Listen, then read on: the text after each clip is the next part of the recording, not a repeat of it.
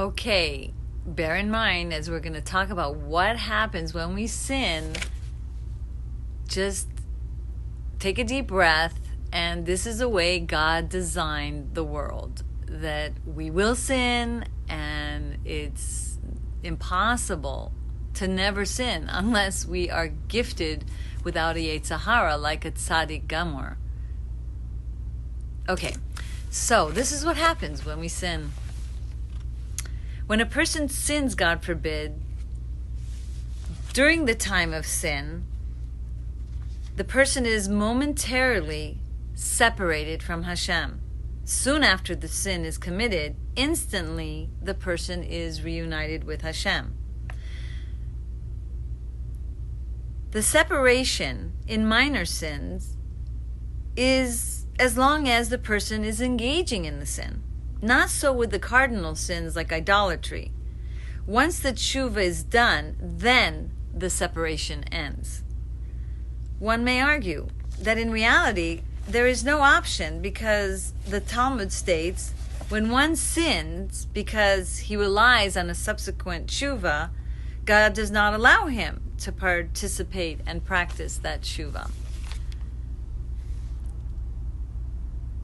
Well, it's not like the teaching where so many times a person can neglect Torah studies. So like 3 times a day we're like begging Hashem for forgiveness, because no one can get away from that. Like, it's just so common. There's certain things that are so common that it's not like we're purposely sinning and thinking, okay, we're going to rely on the ability to do tshuva. But when it's outright that a person engages in a deed knowing that they could do tshuva, then God pretty much hardens their heart and makes it a little difficult for them to do the tshuva. But we are taught that nothing stands in the way of tshuva. So if it would just be a little harder for them to achieve their goal of tshuva if they did, in fact, relied on the subsequent tshuva. Another aspect of this Tanya chapter is that divine light rules and dominates time. Because there is this concept of, that 1 second of having engaged in that sin is so eternally affecting, like, something so grand in that split second. Let's say if someone flicks on the light on Shabbos, or it just takes how long to even pretend to bow down to an idol, but time is of no essence in regards to the eternal lack of bond that takes place when engaged in that sin, God forbid. So because of this phenomena of time that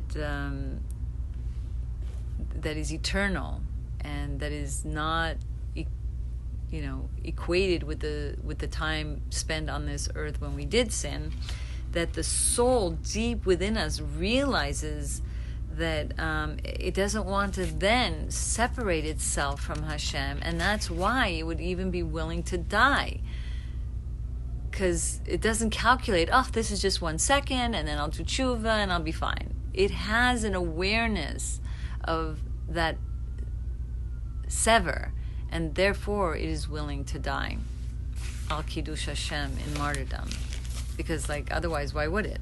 It doesn't make sense. It's above the rational calculation of any idea that would motivate a person to want to die and not, let's say, do that idol worshipping.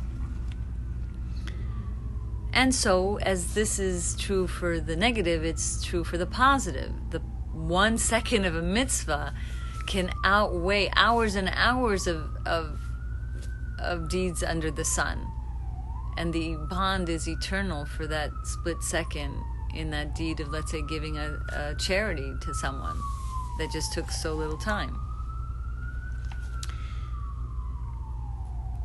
Another important concept in this chapter, and okay, I know this is going to be like, what? Yes, let's say you do a mitzvah and then you just, look through your phone and do things that are just not very productive spiritually, and just doing a quote-unquote parv deed, yep, your soul separates from Hashem, even if not partaking in a sin. Wow. That will maybe motivate you to be more conscious of how precious every second of time you have to be connected to Hashem. This definitely motivated me. So let's say someone neglected to perform a positive precept and then, repented. He's, exonerated and pardoned forthwith, and then right after they're reunited with Hashem below. And this is good news, because sometimes people think that they have to do massive amounts of tshuva on Yom Kippur to reconnect to Hashem. No, you engage in something and you stopped, and that's it. You're pardoned, and Hashem is now with you again. So another theme in Tanya here in this chapter is the concept of why we say Shema so many times a day. I remember